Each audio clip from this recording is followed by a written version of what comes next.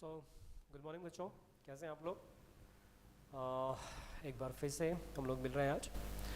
जैसा कि last class में हमने डिस्कशन किया था, स्ट्रक्चर ऑफ एटम के कुछ क्वेश्चंस हमने सॉल्व किए थे और मैंने आपसे कहा था कि कुछ क्वेश्चंस आज हम सॉल्व करेंगे और उसके बाद हम third chapter classification of elements से स्टार्ट करेंगे, right. So give me 1 second please.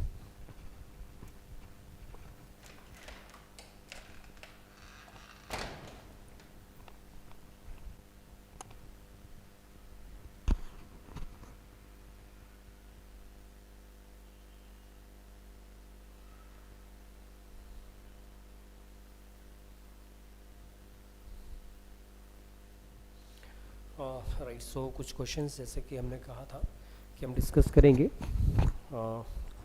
Chapter 2 structure of atom के कुछ क्वेश्चंस हमने कल डिस्कस किए थे। सो एक छोटा सा क्वेश्चन मैं समझता हूँ कि आप इजीली सॉल्व कर लेंगे ये क्वेश्चन, राइट। मैं क्वेश्चन बोर्ड में लिख रहा हूँ। How much energy is required, how much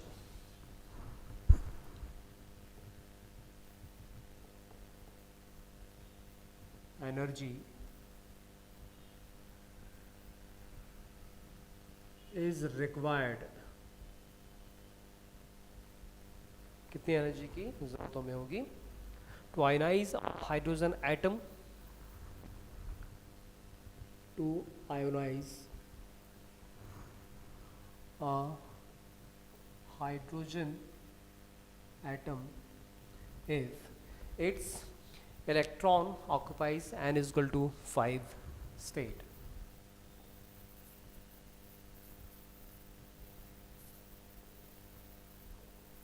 electron fifth orbit में है।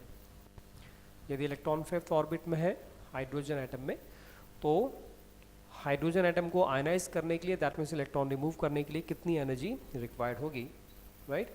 तो इसके लिए हम जो फॉर्मूला यूज़ करेंगे वो फॉर्मूला है, यदि इलेक्ट्रॉन किसी nth लेवल पर है तो nth लेवल पर उस इलेक्ट्रॉन में कितनी एनर्जी होगी।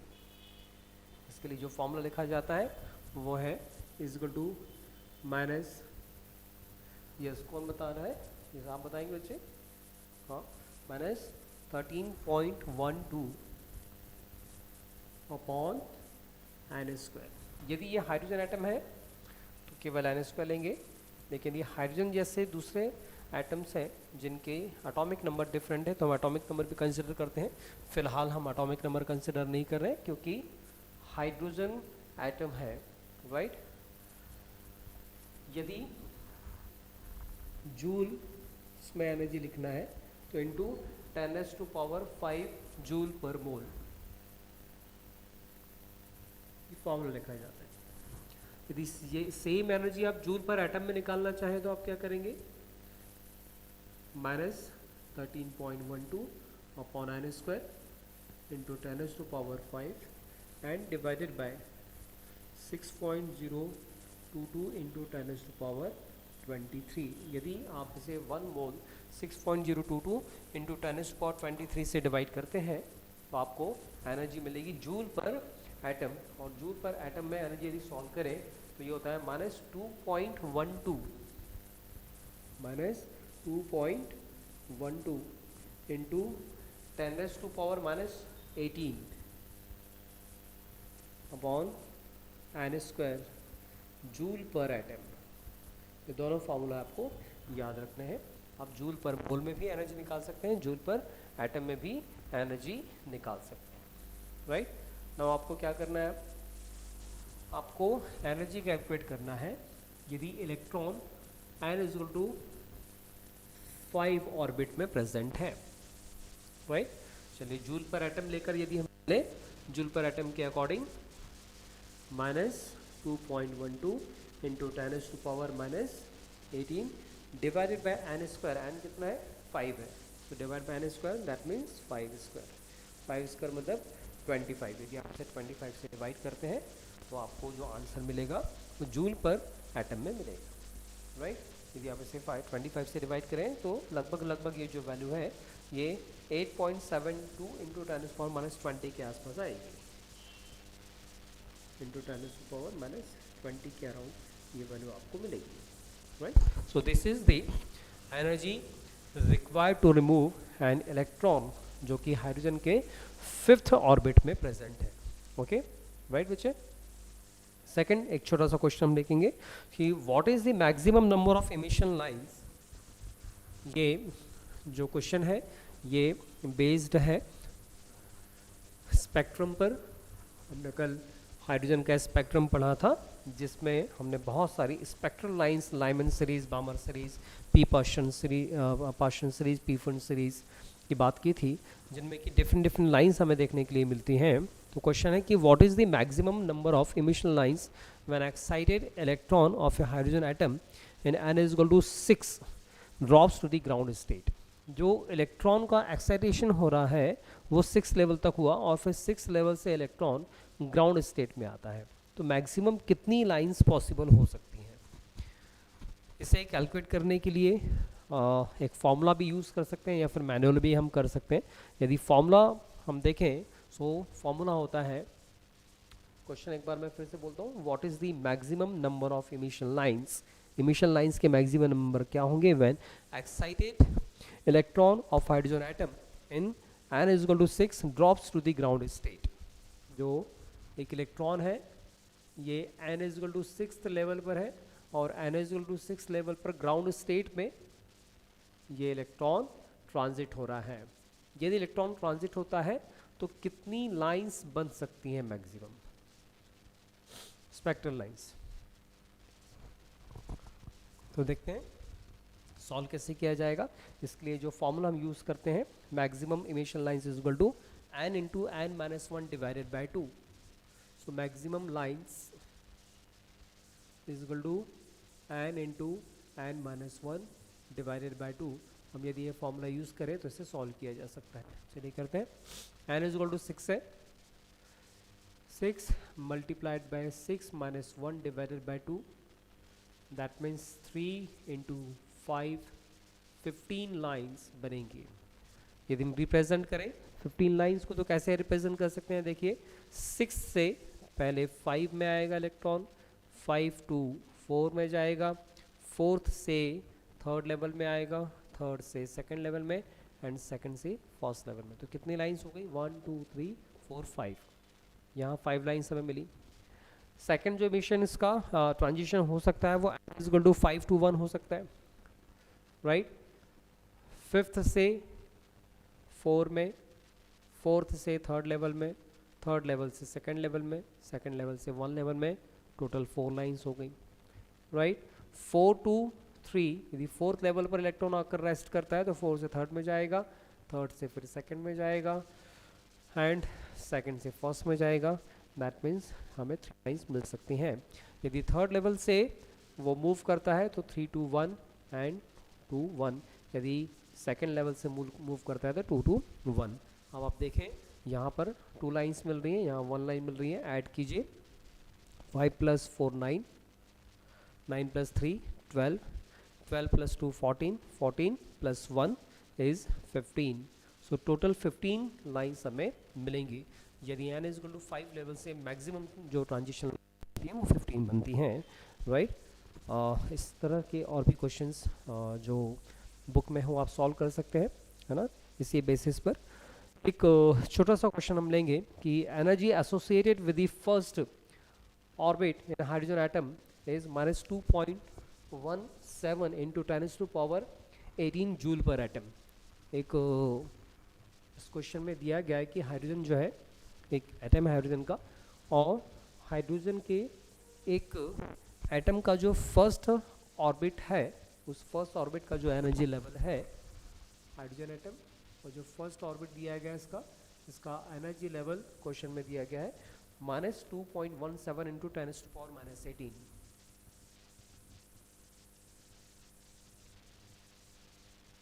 जूल पर एटम। यूनिट का स्पेशली ध्यान रखना है क्वेश्चन सॉल्व करते समय। What is the energy associated with the 5th orbit. तो आपको क्या करना है, 5th ऑर्बिट की एनर्जी बताना है। यहाँ पर फर्स्ट ऑर्बिट की एनर्जी दी गई है, आपको 5th ऑर्बिट की एनर्जी बताना है। कैसे सॉल्व किया जा सकता है इस क्वेश्चन को, देखिए अभी हमने फॉर्मूला यूज़ किया था कि फर्स्ट एनर्जी लेवल पर यदि कोई इलेक्ट्रॉन है हाइड्रोजन एटम में तो उसकी एनर्जी कितनी होती है उसका फॉर्मूला जूल पर एटम में हमने कैलकुलेट किया था, राइट। हमने कैलकुलेट किया था E is to minus 2.17 into 10⁻⁻18, और यही क्वेश्चन में दिया गया है कि फर्स्ट लेवल पर जो एनर्जी है इलेक्ट्रॉन की, मतलब ऑर्बिट की एनर्जी, वो इतने जूल पर एटम है, राइट। आपको एनर्जी निकालनी है इलेक्ट्रॉन की फिफ्थ लेवल पर। फॉर्मूला हम लगाएंगे, यदि आप फॉर्मूला देखें तो हमने जो फॉर्मूला यूज़ किया था उसमें n² डिवाइड में आता है। यदि आप E1 डिवाइड बाई E5 लेते हैं, चूँकि इन्वर्सली प्रोपोर्शनल है, तो आप लिख सकते हैं n5 divided by n1 whole square. इस फॉर्मूले से आप दोनों में कंपेयर भी कर सकते हैं, E1 और E5 में E5 की वैल्यू निकाल सकते हैं। चलिए वैल्यू पुट करते हैं। फिफ्थ लेवल पर जो इलेक्ट्रॉन उसकी energy E5 will be equals to E1 into n1 upon n2, that means n1 upon n5 whole square. Value put करते हैं। E1 की वैल्यू दे रखी है minus 2.17 into 10⁻⁻18 multiplied by n1 first level है, स्क्वायर 1 ही होगा, एन फिफ्थ लेवल पे निकालना है, एंड 5 का square is 25। That means first level पर जो एनर्जी है उसको आप यदि 25 से डिवाइड करेंगे, ये क्वेश्चन हमने लास्ट जो क्वेश्चन सॉल्व किया था बिल्कुल वैसा ही क्वेश्चन है, बस थोड़ा सा डिफरेंट लैंग्वेज में दिया गया है। तो इसकी जो वैल्यू है लगभग वही 8.7 के आसपास आएगी, माइनस 8.7 इंटू 10⁻⁻20 के अराउंड आपको ये वैल्यू मिलने वाली है। दैट मीन्स फिफ्थ लेवल पर जो इलेक्ट्रॉन है उसकी जो एनर्जी है वो 8.17 इंटू 10⁻20 जूल पर एटम होगी। आगे क्वेश्चन में पूछा था कि दोनों एनर्जी को आपको कंपेयर करना है, राइट।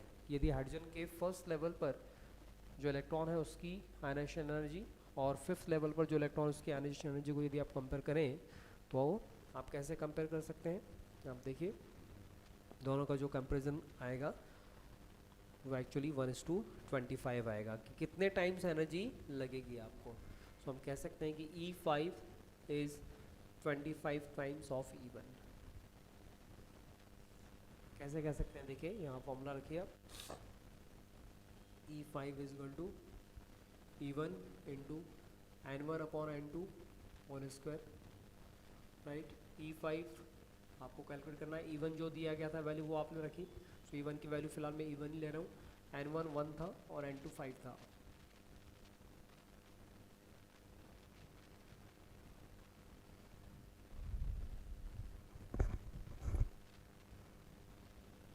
Right square. तो यहाँ से आप देख सकते हैं जो भी वैल्यूज आप कैलकुलेट कर सकते हैं, कंपेयर कर सकते हैं वैल्यूज को। भाई फिलहाल आगे बढ़ते हैं नेक्स्ट क्वेश्चन की तरफ।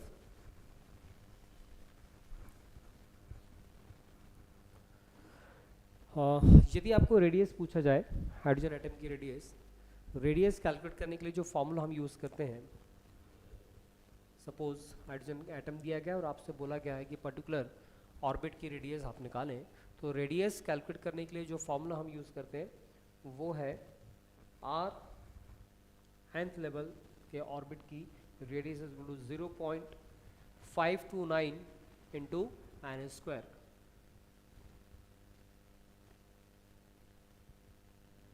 ये एंगस्ट्रॉम है, ये जो रेडियस है आप एंगस्ट्रॉम में कैलकुलेट कर सकते हैं। फर्स्ट ऑर्बिट के लिए n की वैल्यू 1 रखेंगे, सेकेंड ऑर्बिट में n की वैल्यू 2 रखेंगे, राइट। जैसे जैसे n की वैल्यू इंक्रीज होगी वैसे वैसे रेडियस भी इंक्रीज होते जाएगी। एक क्वेश्चन और लेंगे हम।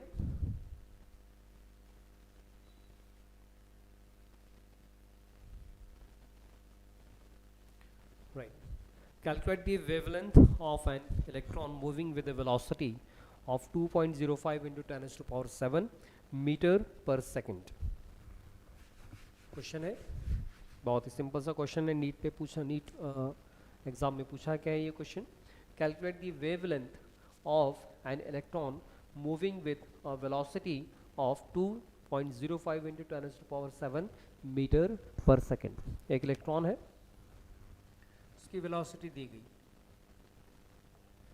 इलेक्ट्रॉन 2.05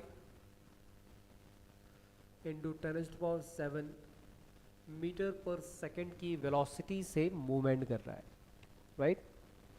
इसकी वेवलेंथ निकालनी है आपको। You have to calculate the wavelength of this electron. Okay, चलिए देखते हैं, लैम्डा कैलकुलेट करना है आपको। कैसे कैलकुलेट कर सकते हैं? याद कीजिए, डी ब्रॉगली ने हमें कॉन्सेप्ट दिया था जिसे ड्वेल नेचर कहा जाता है। ड्वेल बिहेवियर के बेसिस पर हम ये क्वेश्चन सॉल्व कर सकते हैं। डी ब्रॉगली इक्वेशन के according lambda is equal to H upon M V. V आपको दिया गया है, M mass of electron, H Planck's constant. तीनों की वैल्यू यदि आप पुट करें तो सॉल्व करने पर आपको आंसर मिल जाएगा। Lambda is equal to 6.62 into 10 to power -34 divided by M. Mass of an electron 9.1 into 10 to power -31 kilogram.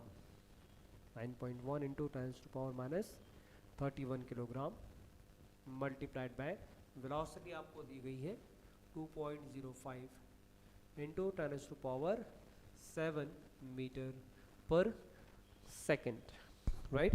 जो कि 6.626 इंटू 10 टू पावर -34, ये जो प्लैंक्स कांस्टेंट की वैल्यू है ये किलोग्राम मीटर स्क्वायर पर सेकेंड में है। किलोग्राम मीटर स्क्वायर पर सेकेंड में, इसलिए हमने वेट किलोग्राम में लिया है, ग्राम में नहीं लिया है। इसे आप सॉल्व करेंगे, सॉल्व करने पर आपको वेवलेंथ की वैल्यू मिलेगी जो लगभग 3.55 इंटू 10 टू पावर -11 के अराउंड होगी,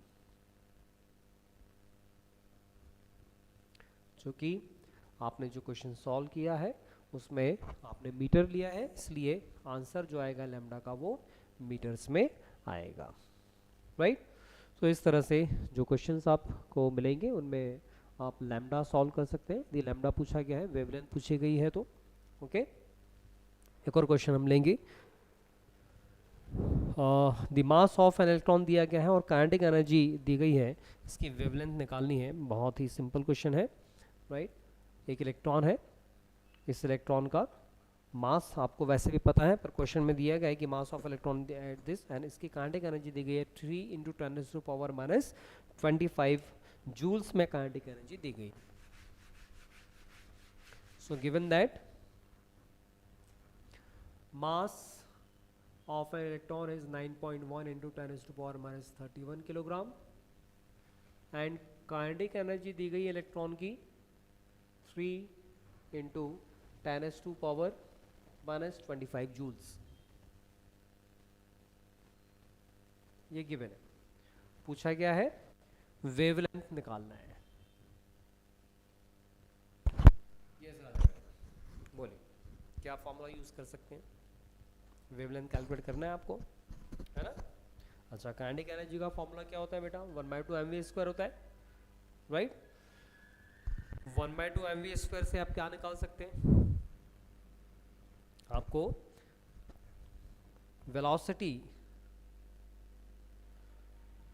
यदि निकालना है, काइनेटिक एनर्जी के फॉर्मूले से वेलोसिटी कैसे निकाल सकते हैं? काइनेटिक एनर्जी का फॉर्मूला होता है 1/2 mv²।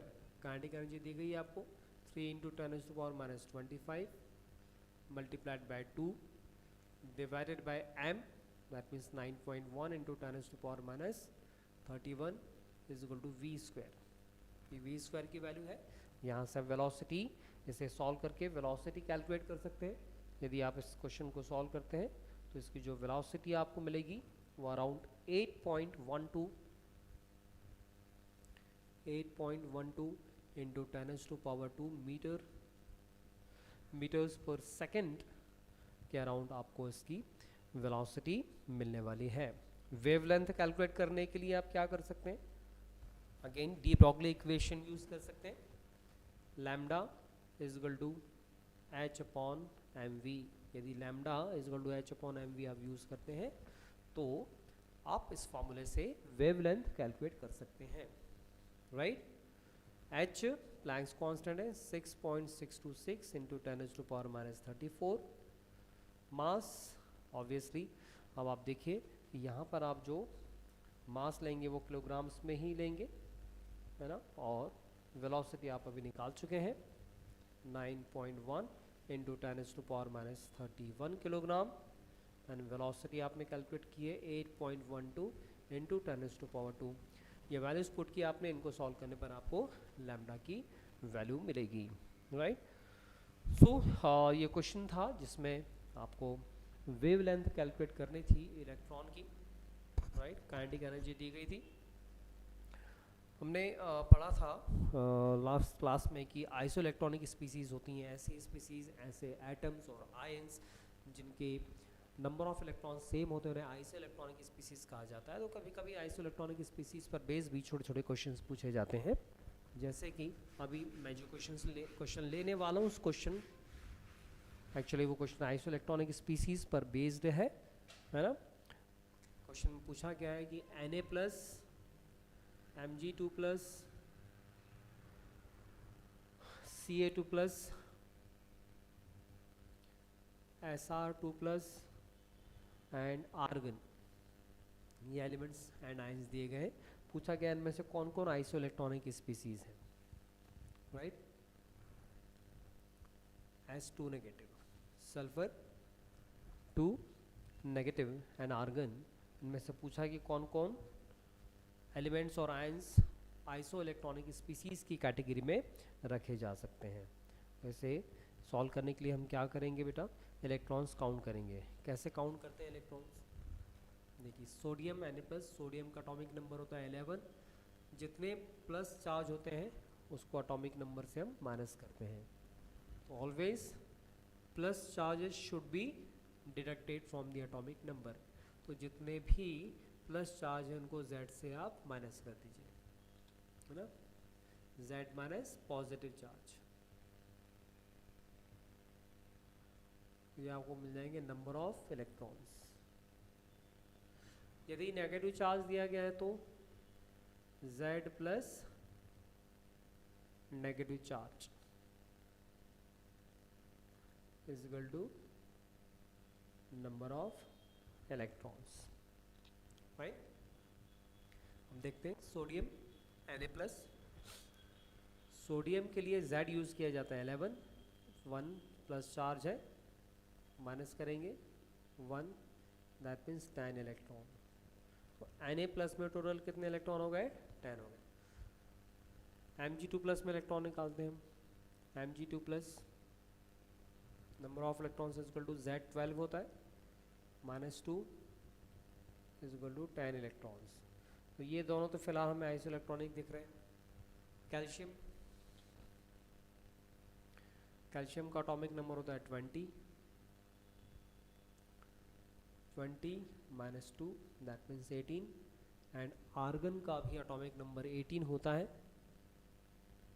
तो इसलिए आर्गन में 18 इलेक्ट्रॉन है और कैल्शियम 2+ में भी 18 इलेक्ट्रॉन है। ये दोनों ही आपस में आइसो इलेक्ट्रॉनिक स्पीसीज हो जाएंगे। सल्फर 2 नेगेटिव, सल्फर 16 होता है। सल्फर में हम इलेक्ट्रॉन्स काउंट करें तो 16 + 2 करना होगा, क्योंकि मैंने आपको बताया जब नेगेटिव चार्ज होता है तो हम उस नेगेटिव चार्ज को प्लस करते हैं, है ना। तो sulphur 16 + 2 that means 18 electrons, that means calcium, argon and sulphur 2 negative, ये तीनों ही आइसो इलेक्ट्रॉनिक स्पीसीज हैं, ओके। इस तरह के छोटे क्वेश्चंस आपको पूछे जा सकते हैं, है ना। कभी कभी कुछ ऐसे क्वेश्चंस पूछे जाते हैं, जैसे एक क्वेश्चन है what is the lowest value of n which allows g orbital to exist. यदि कोई इलेक्ट्रॉन आपको g ऑर्बिटल में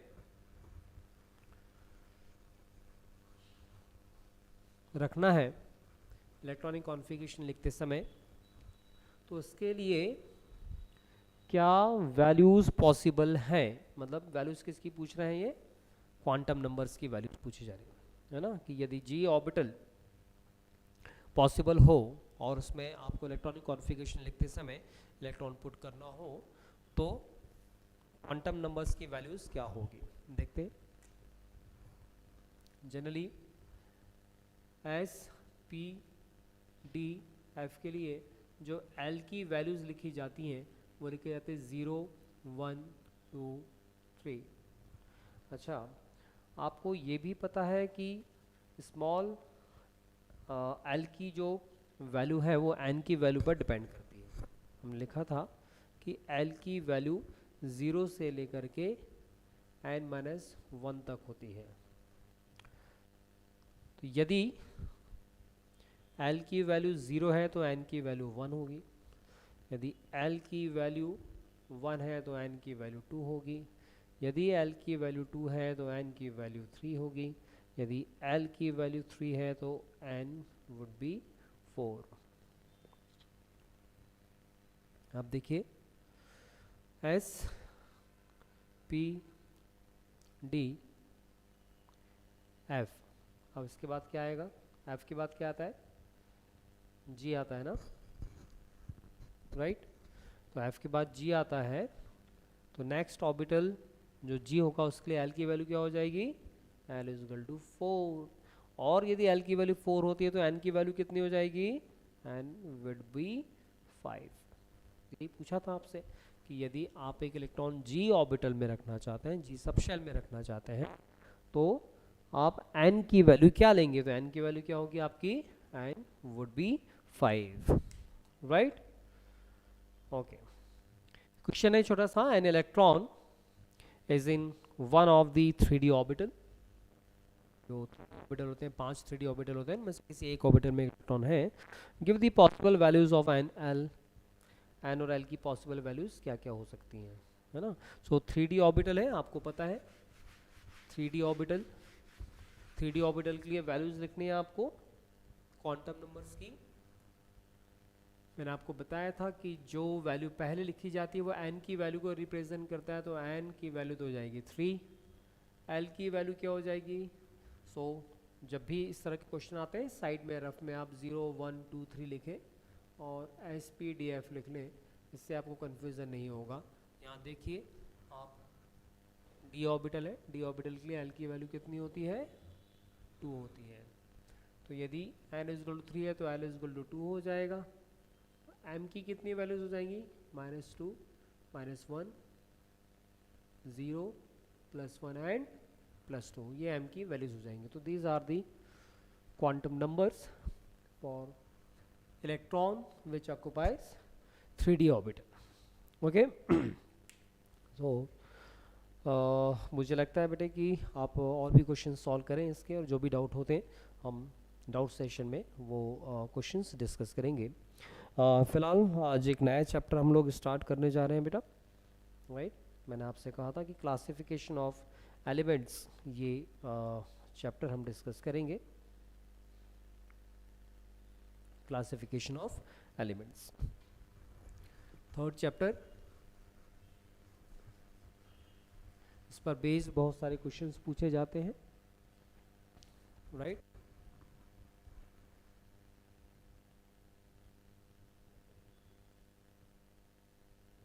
classification of elements,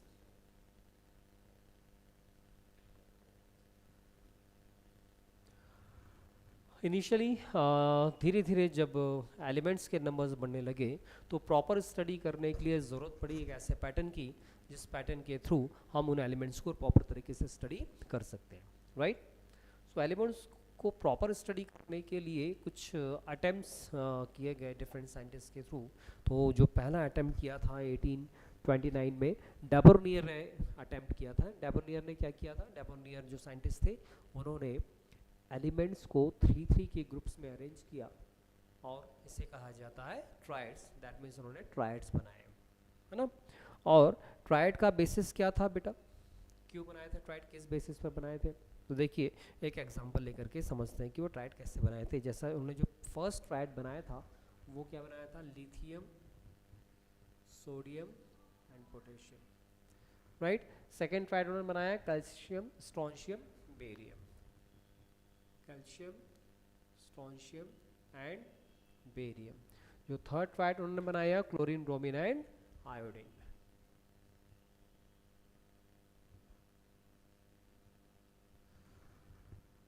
lithium, sodium, potassium का एग्जांपल लेकर चलते हैं।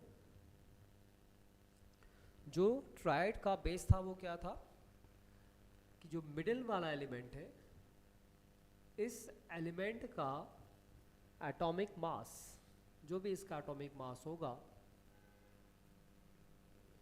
ये atomic mass first and third element के एटॉमिक मासेस का एल्जेब्रिक सम के एवरेज के इक्वल को होगा। ठीक है, देखते हैं। लिथियम के यदि मास की बात करें तो लिथियम का मास दिया जाता है, एटॉमिक मास 7। लिथियम का एटॉमिक मास 7 है। एवरेज मास दोनों का निकालना है। लिथियम और पोटेशियम के एवरेज मास के इक्विवेलेंट होना चाहिए सोडियम का मास। पोटेशियम का जो एवरेज एटॉमिक मास लिया जाता है वो 39 लिया जाता है। अब यदि दोनों का मीन निकालें, 39 plus 7 divided by 2, 39 plus 7 46 divide by 2 is 23।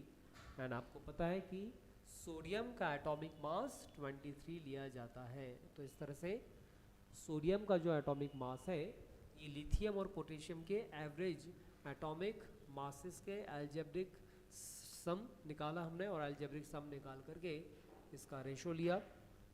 Okay, इसका मीन निकाला, वो आया 23, और ये 23 एक्चुअली सोडियम का एटॉमिक मास है। तो इसी बेसिस पर उन्होंने ट्राइड्स बनाए। उन्होंने कहा कि ट्राइड्स में जो सेंटर वाला एलिमेंट होता है, उस एलिमेंट का जो एटॉमिक मास है वो एवरेज एटॉमिक मास है फर्स्ट और थर्ड एलिमेंट के एवरेज एटॉमिक मासेस के मीन के बराबर होगा, या उसका जस्ट हाफ होगा। इसी बेसिस पर उन्होंने कैल्शियम, स्ट्रोंशियम और बेरियम के भी ट्राइड्स बनाए, क्लोरीन, ब्रोमीन और आयोडीन के भी ट्राइड्स बनाए।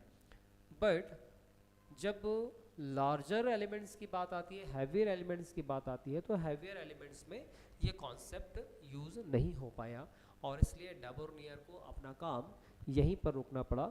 इस बेसिस पर वो आगे नहीं बढ़ पाए। तो डेबोर्नियर ने जो ट्राइड्स बनाए थे, उन ट्राइड्स को यहीं पर रोक दिया गया। कुछ सालों बाद डेबोर्नियर के ट्राइड्स जब सक्सेस नहीं हुए, तो न्यूलैंड्स नाम के एक साइंटिस्ट रहे, उन्होंने म्यूजिकल ऑक्टेव लॉ के बेसिस पर एक लॉ दिया, जिसे न्यूलैंड्स ऑक्टेव लॉ भी कहा जाता है। और इसके बेसिस पर उन्होंने कहा कि यदि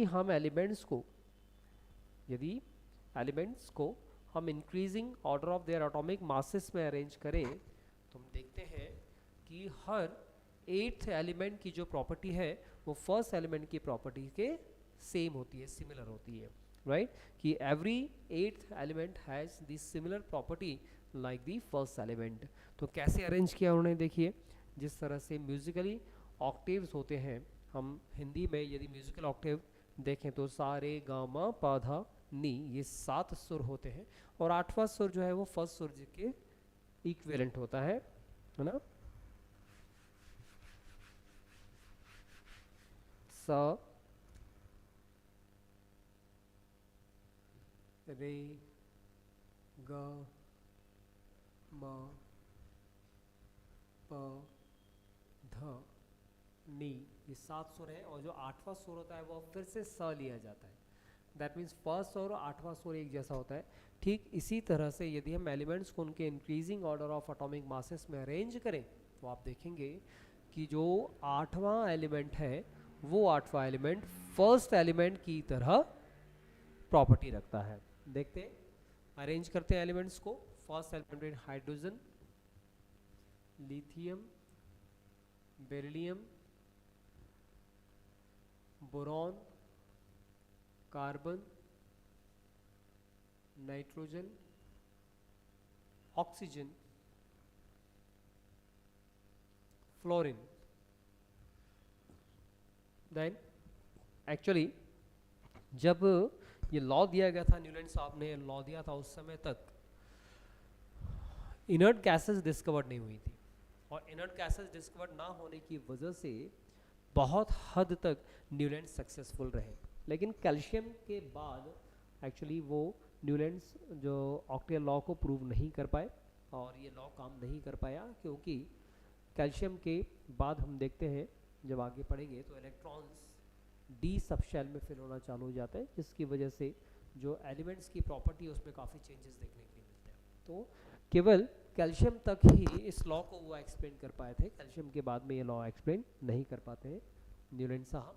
और एक और वजह थी न्यूलैंड ऑक्टेल लॉ के सक्सेस होने के लिए कि उस समय तक इनर्ट गैसेस प्रेजेंट डिस्कवर्ड नहीं हुई, राइट। सो फ्लोरीन के बाद वैसे तो नियॉन आना चाहिए, लेकिन नियॉन ना उस समय पता नहीं थी हमें, इसलिए सोडियम, मैग्नीशियम, राइट। और इस तरह से हम एलिमेंट को लिखते चले जाएंगे, aluminium, right, silicon, phosphorus, sulphur. अब देखें और भी एलिमेंट्स लिखे जा सकते हैं, मैंने नहीं लिखे हैं अभी, लिख लेते चलिए। क्लोरीन 17, अब 18th जो एटॉमिक नंबर वाला एलिमेंट है आर्गन है, उस समय तक पता ही नहीं था हमें, है ना।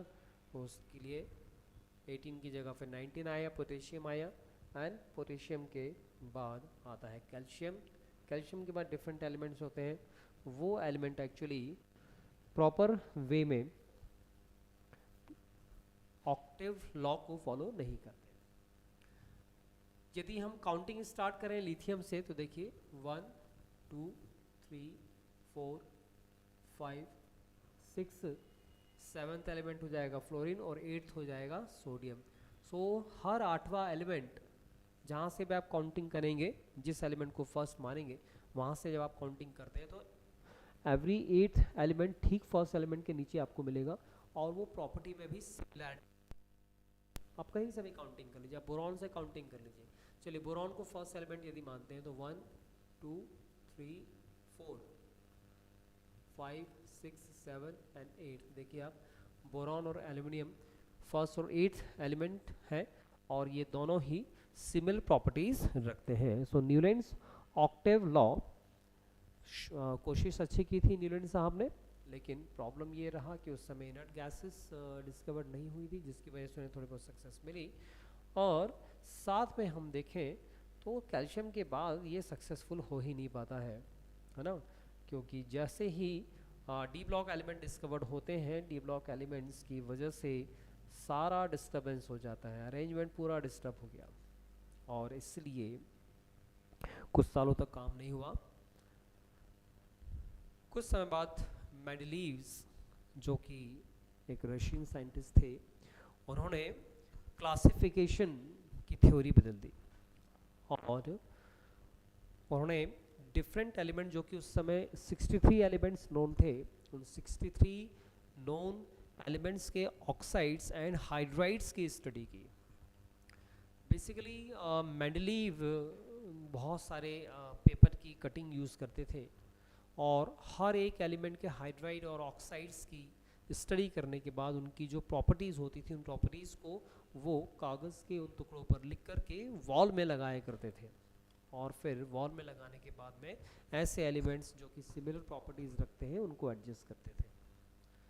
ऐसा करने के बाद जब उन्होंने फाइनली 63 एलिमेंट्स क्लासीफाई किए, तो उन्होंने देखा कि एक पर्टिकुलर पैटर्न उन्हें मिला, और उसी पैटर्न को उन्हें फिर से प्रॉपर तरीके से अरेंज करके एक टेबल के फॉर्म में दिया, जिसे मेंडलीव्स पीरियोडिक टेबल भी कहा जाता है। यदि मेंडलीव्स पीरियोडिक टेबल की हम बात करें तो मेंडलीव ने मेंडलीव लॉ भी दिया है। What is Mendeleev law? कि physical and chemical properties of the elements are the periodic function of their atomic masses. That means whenever elements are arranged in the increasing order of their atomic masses, उन elements की physical and chemical properties एक दूसरे से match करती हैं, और उनमें जो इंक्रीज या डिक्रीज देखने के लिए मिलता है वो रेगुलर इंक्रीज या डिक्रीज देखने के लिए मिलता है, राइट। सो उस तरह उस समय के 63 एलिमेंट्स को मेंडलीव ने अरेंज किया। जो टेबल मेंडलीव ने बनाई उसमें 2 तरह के अरेंजमेंट उन्होंने किए, कुछ हॉरिजॉन्टल लाइंस थी तो कुछ वर्टिकल कॉलम्स थे। जो हॉरिजॉन्टल लाइंस हैं इनको उन्होंने पीरियड्स कहा, और जो वर्टिकल कॉलम्स थे उनको मेंडलीव साहब ने ग्रुप्स कहा। तो इस तरह से टोटल 7 हॉरिजॉन्टल लाइन थी मेंडलीव के पीरियोडिक टेबल में।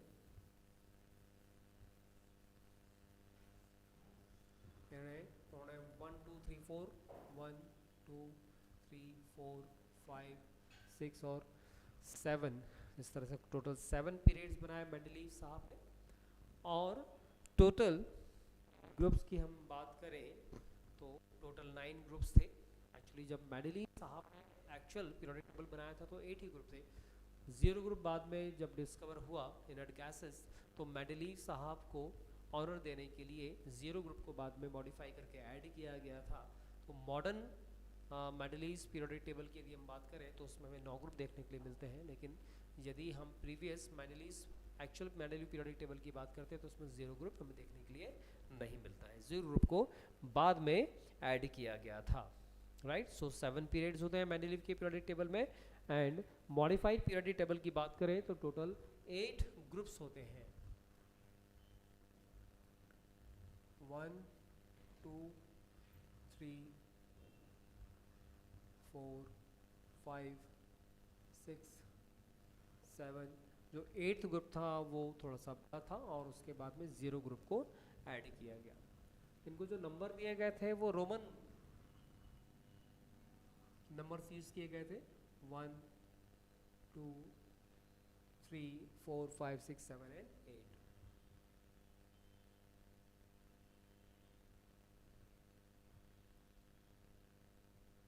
एट्थ ग्रुप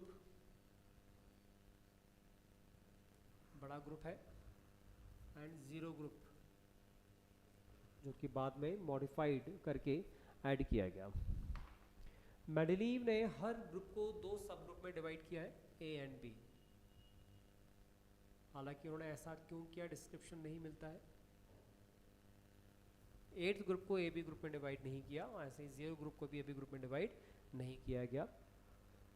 चूंकि स्टडी की गई थी हाइड्राइड्स और ऑक्साइड्स के बेसिस पर, तो डिफरेंट ऑक्साइड्स एंड हाइड्राइड्स जो कि आपस में सिमिलरिटी रखते थे उनको मेंडलीव सेम आपस में एक दूसरे के साथ एडजस्ट करते चले गए। और उन्होंने जो पीरियोडिक टेबल बनाने के बाद में डिस्क्रिप्शन दिया, उस डिस्क्रिप्शन के बेसिस पर क्लासीफाई किया एलिमेंट्स को प्रॉपर तरीके से, राइट, और पर्टिकुलर एलिमेंट की पोजीशन बनाई। एक प्रॉब्लम यह है कि 8th ग्रुप में उन्होंने 3-3 एलिमेंट्स के ट्राइड्स बनाए। जैसे डेबोनियर साहब ने ट्राइड्स बनाए थे तो ठीक वैसे ही ट्राइड्स मेंडलीव साहब ने भी बनाए और ट्राइड्स बना करके एलिमेंट्स को प्रॉपर तरीके से अरेंज किया। तो जो 3-3 एलिमेंट्स के ट्राइड्स बनाए थे वो क्यों बनाए थे मेंडलीव साहब ने, उसका डिस्क्रिप्शन उन्होंने अपनी थ्योरी में नहीं दिया है, राइट। जो क्वेश्चन पूछे जाते हैं नीट लेवल पर वो पूछे जाते हैं कि क्या मेरिट्स थे और क्या डीमेरिट्स थे मेंडलीव साहब के। मेरिट्स की यदि अपन बात करें तो प्रॉपर तरीके से एलिमेंट्स को अरेंज किया फर्स्ट टाइम, है ना। एलिमेंट्स की प्रॉपर्टी आपस में कंपेयर की जा सकती थी, क्योंकि केमिकल रिएक्शन के बेसिस पर, केमिकल प्रॉपर्टी के बेसिस पर उन्होंने एलिमेंट्स को क्लासीफाई किया था ऑक्साइड्स एंड हाइड्राइड्स बना करके। सो प्रॉपर तरीके से हम एलिमेंट्स को क्लासीफाई कर सकते हैं, उनको स्टडी कर सकते हैं एलिमेंट्स को, राइट। अच्छा, increasing order of atomic masses use किया है हमने। सो बेस बी जो स्ट्रॉन्ग है। डीमेरिट्स की बात करें मेंडलीव की पीरियोडिक टेबल की तो कुछ डीमेरिट्स हैं, जैसे कि उन्होंने सीक्वेंस लिया है कि increasing order of atomic masses करना है, लेकिन बहुत सी जगह पर हम देखते हैं कि पहले रखे जाने चाहिए और हैवियर एलिमेंट बाद में रखे जाने चाहिए, लेफ्ट टू राइट मूव कर। तो हैवियर एलिमेंट पहले आता है, लाइटर एलिमेंट बाद में आता है, जैसे कोबाल्ट और निकल की बात करते हैं, राइट। सो एक डीमेरिट ये है कि हैवियर एलिमेंट को लाइटर एलिमेंट के रख दिया गया। कुछ डीमेरिट की यदि हम बात करें, आइसोटोप्स और आइसोबार्स की यदि हम बात करें, जैसे कि लास्ट चैप्टर में मैं स्टडी किया था, आइसोटोप्स ऐसे एलिमेंट्स के वो एटम्स होते हैं जिनके एटॉमिक नंबर तो सेम होते हैं लेकिन एटॉमिक मासेस या मास नंबर डिफरेंट होते हैं। आइसोटोप्स को यदि आइडियली देखा जाए तो मेंडेलीव के हिसाब से डिफरेंट प्लेस मिलना चाहिए थे, क्योंकि मेंडेलीव ने जो पीरियोडिक टेबल बनाया वो increasing order of atomic mass के बेस पे बनाया। यदि आप एटॉमिक मास को इंक्रीज करने के बेसिस पर ही एलिमेंट्स को क्लासिफाई कर रहे हैं तो आइसोटोप्स को एक जगह रख ही नहीं सकते आप, आइसोटोप्स को आपको डिफरेंट प्लेसेस पर रखना चाहिए था। लेकिन मेंडेलीव साहब ने क्या किया, सारे ही आइसोटोप्स एक ही जगह पर रखे, जैसे हाइड्रोजन के सारे आइसोटोप एक ही जगह पर रखे गए, ऑक्सीजन के आइसोटोप वहीं रखे गए, नाइट्रोजन के सारे आइसोटोप वहीं रखे गए, उसी प्लेस पर रखे गए। तो सारे आइसोटोप्स वो एक जगह रख देते हैं, है ना, जिसकी वजह से हम ये कह सकते हैं कि उनका डीमेरिट है, राइट। कुछ ऐसे भी एलिमेंट्स हैं जो कि सिमिलर प्रॉपर्टी शो करते हैं लेकिन उन एलिमेंट्स को अलग अलग रखा गया। ऐसे कुछ एलिमेंट्स हैं, कॉइनेज एलिमेंट्स को अलग अलग रखा गया, जो कि सेम प्रॉपर्टी रखते हैं फिर भी अलग अलग रखा गया कॉइनेज एलिमेंट्स, राइट। ऐसे भी और कुछ एलिमेंट्स हैं जो कि डिफरेंट प्रॉपर्टीज रखते हैं फिर भी उनको साथ में रख दिया गया। तो कुछ डिमेरिट्स हैं मेंडेलीव के पीरियोडिक टेबल में जो पूछे जाते हैं। अच्छा, एक बहुत इंपॉर्टेंट यूज़ है मेंडेलीव के पीरियोडिक टेबल कि मेंडेलीव साहब ने कुछ अपने पीरियोडिक टेबल में कुछ प्लेसेस एम्प्टी रखी थी और उन्होंने ये बताया था कि फ्यूचर में यदि कभी एलिमेंट कोई डिस्कवर्ड होगा तो उसकी प्रॉपर्टी कैसी होगी, पहले से प्रेडिक्ट कर दी थी प्रॉपर्टी।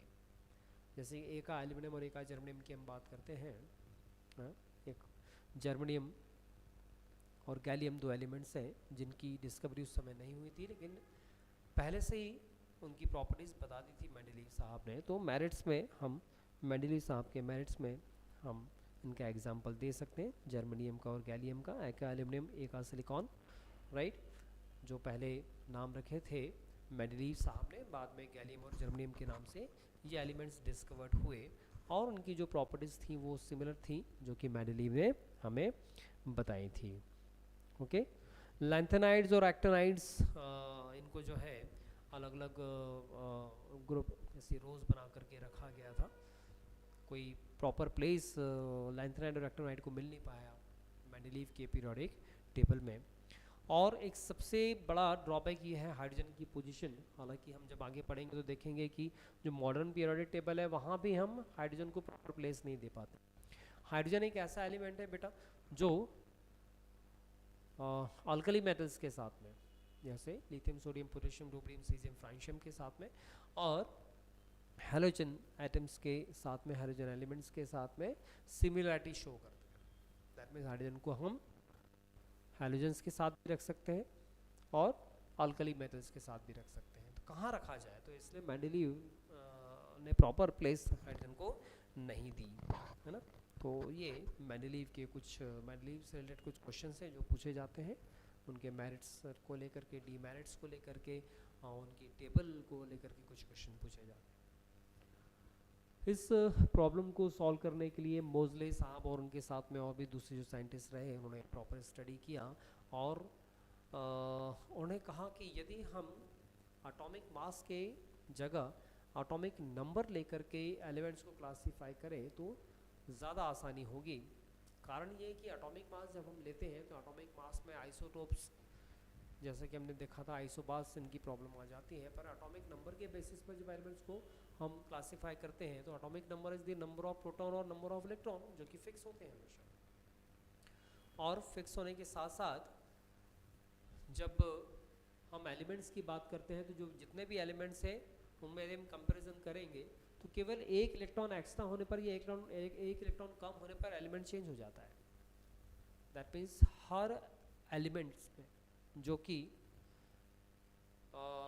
अभी तक नॉन एलिमेंट्स हैं, उन एलिमेंट्स को हम कंपेयर करें तो हर एलिमेंट का एटॉमिक नंबर डिफरेंट होता है और एक एक इलेक्ट्रॉन इंक्रीज होकर के हम एलिमेंट की पहचान कर सकते हैं। इसलिए मोज़ले साहब ने मॉडर्न पीरियोडिक लॉ दिया, जिसके अनुसार क्या कहता है मॉडर्न पीरियोडिक लॉ कि physical and chemical properties of elements are the periodic function of their atomic numbers. जहाँ पर मेंडेलीव ने फिजिकल एंड केमिकल प्रॉपर्टीज को एटॉमिक मासेस के बेसिस पर क्लासिफाई किया था, वहीं पर मॉडर्न पीरियोडिक लॉ में physical and chemical properties of elements को एटॉमिक नंबर के बेसिस पर क्लासिफाई किया। क्या बताया उन्हें, देखिए बात करते हैं जरा।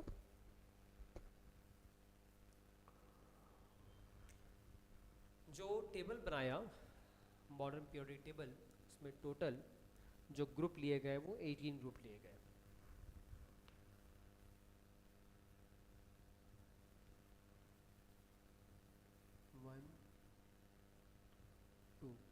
अच्छा, पीरियड कितने ले गए? पीरियड तो 7 ही लिए गए।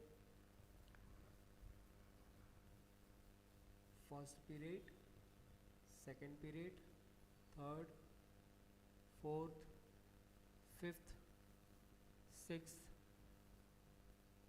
And 7th period. ठीक है, टोटल 7 पीरियड बनाएंगे। Numbering 1 2 3 4 5 6 and 7।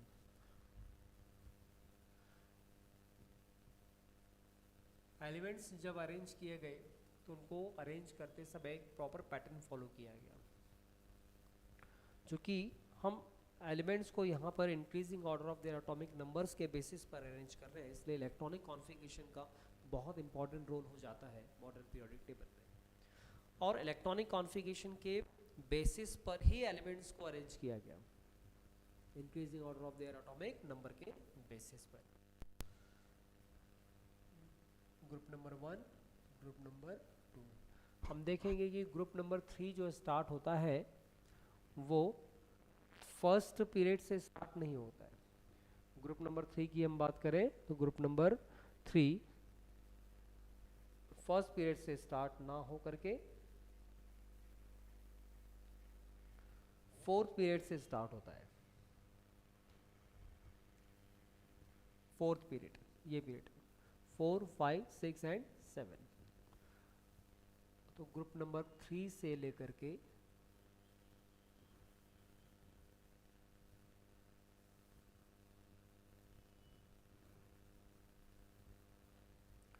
Group 3 4 5 6 7 8 9 10 11 and 12। देखिए कितने ग्रुप हो गए टोटल?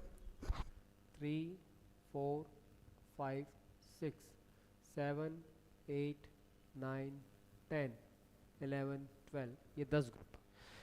ये जो 10 ग्रुप्स बनाए गए, इन 10 ग्रुप्स को पीरियड नंबर 4 से आगे इंक्रीज किया गया। इसके बाद फिर ग्रुप नंबर 13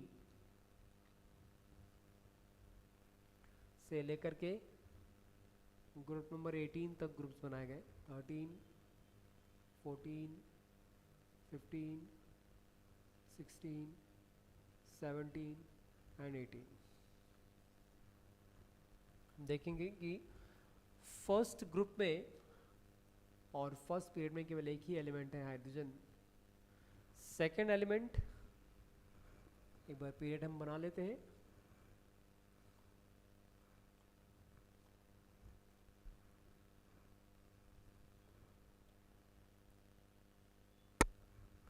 अब देखिए मैंने फर्स्ट पीरियड में केवल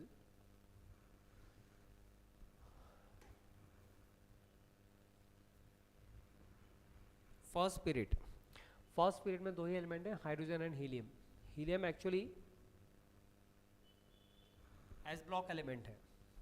जब हम ब्लॉक्स पढ़ेंगे तो समझ में आएगा हमें कि ऐसे एलिमेंट जिनमें लास्ट इलेक्ट्रॉन एस सबशेल में एंटर करता है या एस ऑर्बिटल में एंटर करता है, उन्हें एस ब्लॉक एलिमेंट्स कहा जाता है। तो एस ब्लॉक एलिमेंट के बेसिस पर हाइड्रोजन और हीलियम दोनों को एक्चुअली रखा जाना चाहिए था एस ब्लॉक में। Group number 1 and group number 2 ये एस ब्लॉक एलिमेंट है, लेकिन फिर भी चूंकि हीलियम इनर्ट गैस है और बाकी की इनर्ट गैसेस से सिमिलरिटी रखता है, इसलिए हीलियम को इनर्ट गैसेस के साथ रखा गया। जो सेकंड पीरियड है वो स्टार्ट होता है लिथियम से, बेरिलियम। हम यहाँ पर पीरियड्स बना लेते हैं पहले। Fourth period, third period, second period, third, fourth, fifth period, six period,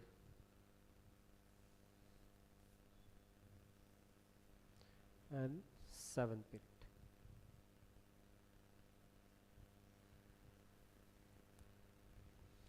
ये एक बेसिक स्ट्रक्चर है मॉडर्न पीरियोडिक टेबल का। सेकेंड पीरियड की बात करें तो lithium, beryllium, boron, carbon, nitrogen, oxygen, fluorine, boron, carbon, nitrogen, oxygen, fluorine and neon. Neon एक inert gas है जिसे कि 18th ग्रुप में रखा गया। इनको नंबर दिए गए 12, 13, 14, 15, 16, 17 एंड 18। ओके, आप देख रहे हैं कि पीरियड नंबर 2 में टोटल कितने एलिमेंट्स हैं? 1, 2, 3, 4, 5, 6, 7 एंड 8। पीरियड नंबर 1 में टोटल 2 एलिमेंट्स हैं। पीरियड नंबर 2 में टोटल 8 एलिमेंट्स रखे गए हैं। पीरियड नंबर 3 की बात करते हैं। पीरियड नंबर 3 में कितने एलिमेंट्स हैं? देखिए, सोडियम, मैग्नीशियम और उसके बाद aluminium, silicon, phosphorus, sulphur, chlorine, argon. Aluminium, silicon, phosphorus, sulphur, chlorine and argon. इसमें भी टोटल 8 एलिमेंट्स हैं। There are total 8 elements. Period 4 की बात करें। पीरियड 4 के एलिमेंट्स, सोडियम के नीचे पोटेशियम और मैग्नीशियम के बाद कैल्शियम आता है। कैल्शियम के बाद जो दूसरे एलिमेंट्स आए पहली बार, हम देख रहे हैं अभी कि हमने ग्रुप 1 में एलिमेंट रखे, ग्रुप 2 में एलिमेंट्स रखे और ग्रुप 13 से 18 तक एलिमेंट्स को हमने फिल किया। लेकिन ग्रुप नंबर 3 से लेकर के ग्रुप नंबर 12 तक कोई भी एलिमेंट्स अभी तक फिल नहीं हुए थे, बट पहली बार कैल्शियम के बाद में ये एलिमेंट्स फिल किए जाते हैं। राइट, कौन कौन से एलिमेंट्स हैं ये? Scandium, titanium, vanadium, chromium, manganese, iron, cobalt, nickel, copper and zinc. Okay, और फिर जिंक के बाद जो एलिमेंट्स हैं वो रखे जाते हैं फिर से ग्रुप नंबर 13 से ग्रुप नंबर 18 तक। Gallium, germanium, arsenic, selenium, bromine and argon. और इस तरह से डिफरेंट एलिमेंट्स को हम अरेंज करते जाते हैं और पीरियोडिक टेबल में अरेंज करते, पीरियोडिक टेबल बन जाता है। इस पीरियोडिक टेबल में ग्रुप नंबर 1 और 2 के एलिमेंट्स को एस ब्लॉक एलिमेंट कहा जाता है। ग्रुप नंबर 13 से लेके ग्रुप नंबर 18 तक जितने भी एलिमेंट्स हैं ये पी ब्लॉक एलिमेंट कहे जाते हैं। सारे एलिमेंट्स पी ब्लॉक। जबकि ग्रुप नंबर 3 से लेकर के ग्रुप नंबर 12 तक जो एलिमेंट्स हैं, these are the D block elements. ये डी ब्लॉक एलिमेंट्स हैं। डी ब्लॉक एलिमेंट्स, इनको एसपीडी नाम से क्यों कहा जाता है? ऐसे एलिमेंट जिनमें लास्ट इलेक्ट्रॉन एस सबशेल में एंटर करते हैं, एस ब्लॉक एलिमेंट। जिनमें लास्ट इलेक्ट्रॉन पी सबशेल में एंटर करें, वो पी ब्लॉक एलिमेंट्स हैं। ऐसे एलिमेंट्स जिनमें लास्ट इलेक्ट्रॉन डी सबशेल में एंटर करते हैं उन्हें डी ब्लॉक एलिमेंट्स कहा जाता है। राइट, एलिमेंट्स को फिल करते करते जब हम 6th और 7th पीरियड के एलिमेंट को फिल करते हैं, 6th पीरियड और 7th पीरियड के एलिमेंट को जब फिल किया जाता है तो हम देखेंगे कि एस ब्लॉक के बाद में, किसके बाद हम देखते हैं, जैसे फर्स्ट ग्रुप में एलिमेंट्स आ रहे हैं hydrogen, lithium, sodium, potassium, rubidium, caesium and francium. Second में beryllium, magnesium, calcium, strontium, barium and radium.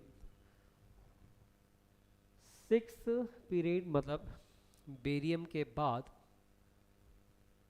वो डी ब्लॉक एलिमेंट आता है, दैट इज लैंथेनम, La। और 7th पीरियड में रेडियम के बाद जो डी ब्लॉक एलिमेंट है वो है एक्टिनियम AC। अब हम देखेंगे लैंथेनम के बाद जो एलिमेंट रखा गया वो रखा गया हाफनियम, और एक्टिनियम रखा गया वो रखा रदरफोर्डियम, इसे RF से रिप्रेजेंट करते हैं। देखिए रदरफोर्ड का एटॉमिक नंबर है 104 और हाफनियम का एटॉमिक नंबर है 72, जबकि लैंथेनम जो कि हाफनियम के जस्ट पहले है रखा गया है, उसका एटॉमिक नंबर है 57, ये 57। ऐसे ही एक्टिनियम जो कि रदरफोर्डियम के पहले रखा गया, उसका एटॉमिक नंबर है 89। आप देखें यहाँ पर आपको अंतर समझ में आएगा। लैंथेनम के जस्ट बाद जो एलिमेंट रखा गया है एक्चुअली 58 जिसका एटॉमिक नंबर है उसे रखा जाना चाहिए था, है ना, मतलब सीरियम को रखा जाना चाहिए था। तो हाफनियम को रखा गया 72 जिसका एटॉमिक नंबर है। कारण ये है कि जब हम लैंथेनम के बाद में सीरियम एलिमेंट को देखते हैं तो सीरियम में last electron D subshell में एंटर नहीं करता है, बल्कि last electron F subshell में एंटर करना चालू कर देता है। इसलिए लैंथेनम के बाद सीरियम से लेकर के जब हम लैंथेनम की तरफ आगे बढ़ते हैं तो लैंथेनम से आगे बढ़ते हुए हम सीरियम से आगे बढ़ते हुए जब ल्यूटीशियम तक जाते हैं, लैंथेनम के बाद सीरियम से लेकर के ल्यूटीशियम तक एलिमेंट्स में last electron F subshell, कौन सी एफ सब शेल, 4f सब शेल में फिल होना चालू होते हैं। और इसीलिए ये जो 14 एलिमेंट्स हैं सीरियम से लेके ल्यूटीशियम तक, इन्हें लैंथेनाइट कहा जाता है। चूंकि इनमें इलेक्ट्रॉन एफ सब शेल में एंटर कर रहे हैं इसलिए इन्हें एफ ब्लॉक एलिमेंट भी कहा जाता है। पीरियोडिक टेबल में चूंकि डी ब्लॉक में कहीं इनकी जगह नहीं बनाई जा सकती, इसलिए यहाँ से हटाकर अलग से 2 रोज बनाई गई, 2 पीरियड्स बनाए गए और लैंथेनाइड्स और एक्टिनाइड्स के नाम से इन्हें सेपरेटली रखा गया। ठीक इसी तरह से यदि हम एक्टिनाइड्स की भी बात करें तो एक्टिनाइड्स में भी आप देखेंगे एक्टिनियम 89, रदरफोर्डियम 104, 14 का डिफरेंस आता है दोनों जगह पर, मतलब यहाँ पर 14 एलिमेंट्स हैं इन दोनों के बीच में, और ये 14 एलिमेंट जो कि एक्टिनाइड्स कहे जाते हैं ये भी लैंथेनाइड के नीचे एक डिफरेंट रो बना करके रखे गए हैं जो थोरियम 90 से लेकर के लॉरेंशियम 103 तक हैं। सो एक्टिनियम के बाद के जो एलिमेंट है थोरियम 90 से लेकर लॉरेंशियम जो कि लास्ट एलिमेंट है एक्टिनाइड का 103 तक रखे गए हैं। ये जो 14 एलिमेंट्स हैं ये 14 एलिमेंट्स एक्टिनाइड्स कहलाते हैं। इन्हें अलग से सीरीज बनाकर नीचे रखा गया है। 4f सीरीज भी कहा जाता है ना। लैंथेनाइड को फर्स्ट 4f सीरीज कहा जाता है और एक्टिनाइड को 5f सीरीज भी कहा जाता है। इन्हें इनर ट्रांजिशन एलिमेंट्स भी कहा जाता है। जैसे डी ब्लॉक एलिमेंट्स को हम ट्रांजिशन एलिमेंट कहते हैं, वैसे ही एफ ब्लॉक एलिमेंट्स को इनर ट्रांजिशन एलिमेंट्स भी कहा जाता है, राइट। और इसके बाद में फिर एज इट इज हाफनियम के बाद, लैंथेनम के बाद हाफनियम आएगा और हाफनियम के बाद एज इट इज हम ऐसे एलिमेंट्स को अरेंज करते हैं जिनमें कि डी सब शेल में इलेक्ट्रॉन एंटर हो गए और उसके बाद में पी सब शेल में इलेक्ट्रॉन जिनमें एंटर हो गए। Increasing order of atomic number के बेसिस पर एलिमेंट्स अरेंज किए जाते हैं, राइट। टिल डेट लगभग 118 एलिमेंट को जगह मिली है पीरियोडिक टेबल में। हालांकि कुछ एलिमेंट्स ऐसे भी हैं जिन्हें अभी प्रॉपर स्पेस नहीं मिल पाई है, क्योंकि उनसे रिलेटेड सारी अभी जो थीसिस हैं, जो उनसे रिलेटेड क्रॉस चेक करने के लिए एक्टिविटीज़ की जाती हैं वो कंप्लीट नहीं हुई हैं। इस तरह से मॉडर्न पीरियोडिक टेबल डिज़ाइन किया गया। मॉडर्न पीरियोडिक टेबल से रिलेटेड जो क्वेश्चन पूछे जाते हैं उन क्वेश्चंस में आपसे एटॉमिक नंबर पूछे जा सकते हैं या फिर लैंथेनाइड एक्टिनाइड से रिलेटेड क्वेश्चन पूछे जा सकते हैं। 4D डी ब्लॉक एलिमेंट्स से रिलेटेड क्वेश्चन पूछे जा सकते हैं। यदि हम डी ब्लॉक एलिमेंट की बात करें, ग्रुप की बात करें, हम जो एलिमेंट्स को स्टडी करेंगे 2 तरह से स्टडी कर सकते हैं। हम ग्रुप वाइज भी स्टडी कर सकते हैं और पीरियड वाइज भी स्टडी कर सकते हैं, ओके। ग्रुप वाइज यदि हम स्टडी करें तो पहले पीरियड वाइज स्टडी देख लेते हैं। पीरियड वाइज स्टडी करें तो हमने देखा था कि फर्स्ट पीरियड में 2 एलिमेंट है, सेकंड पीरियड में 8 एलिमेंट है, थर्ड पीरियड में भी 8 एलिमेंट आते हैं।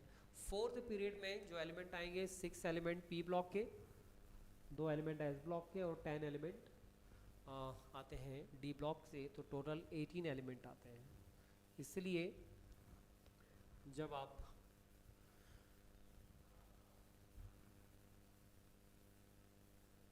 इलेक्ट्रॉनिक कॉन्फ़िगरेशन लिखेंगे तो इस बात का ध्यान रखेंगे। फोर्थ पीरियड में 18 एलिमेंट्स, फिफ्थ पीरियड की बात करें तो फिफ्थ पीरियड में भी 18 एलिमेंट्स ही आएंगे। 10 एलिमेंट्स डी ब्लॉक से, 2 एलिमेंट एस ब्लॉक से और 6 एलिमेंट पी ब्लॉक से, यहाँ भी 18 एलिमेंट्स आते हैं। फिफ्थ पीरियड है। लेकिन जब हम सिक्स और सेवन्थ पीरियड की बात करते हैं तो सिक्स और सेवन्थ पीरियड में देखिए, देखने में तो हमें ऐसे लग रहा है कि 18 एलिमेंट्स है ना। 2 एलिमेंट एस ब्लॉक से हैं, 10 एलिमेंट डी ब्लॉक से हैं और 6 एलिमेंट हैं हमारे पी ब्लॉक से। सो टोटल 18 एलिमेंट होना चाहिए। लेकिन यहाँ पर एक बात ध्यान देने वाली है कि इसी पीरियड में लैंथेनाइड्स भी रखे गए हैं। तो लैंथेनाइड की पोजीशन क्या है? लैंथेनाइड की जो पोजीशन है बेसिकली लैंथेनम और हाफनियम के बीच है। लैंथेनम कहाँ रखा गया है? थर्ड ग्रुप में रखा गया है ना। ऐसे रोमन बेसिस पर भी हम ना इनके नंबरिंग कर सकते हैं। जैसे इसे फर्स्ट ए कहा जाता है तो ये सेकंड ए कहा जाता है, और उसके बाद थर्ड बी से हम स्टार्ट करते हैं। Third B, fourth B, fifth B, इस तरह से स्टार्ट किया जाता है।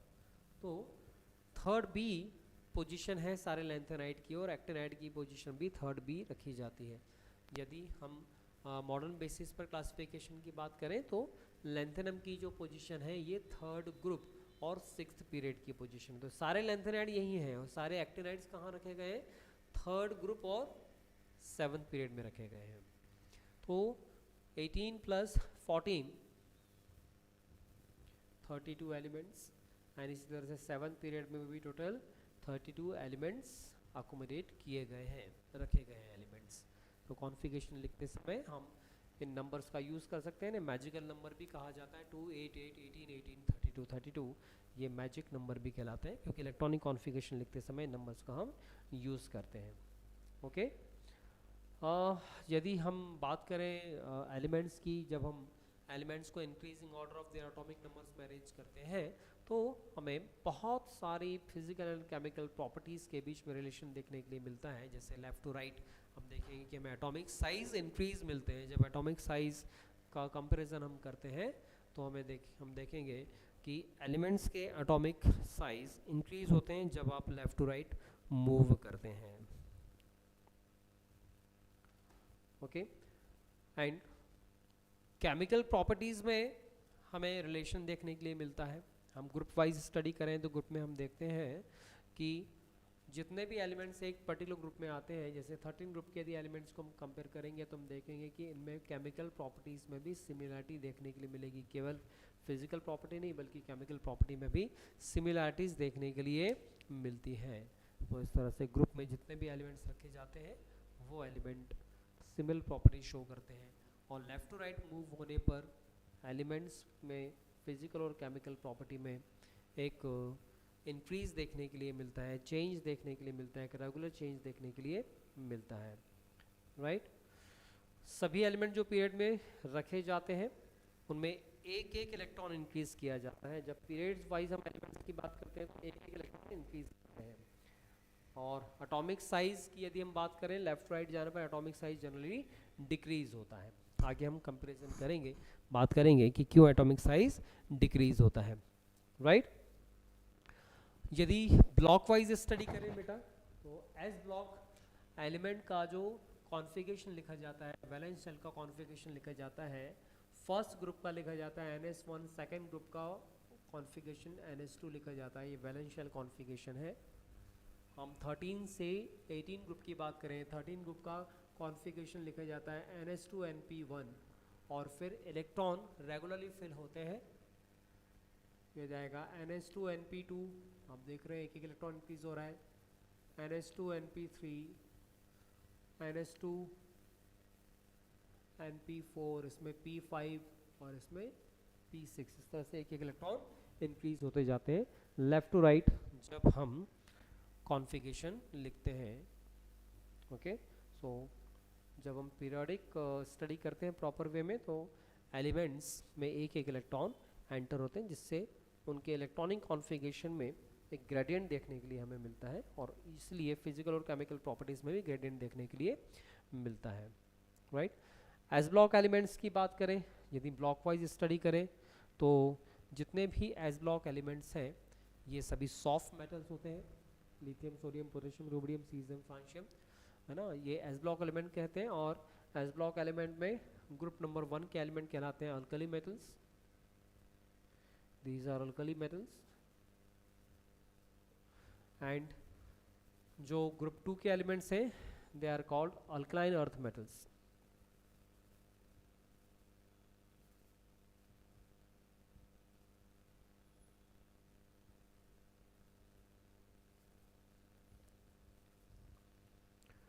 Alkali metals and alkaline earth metals, right बेटा।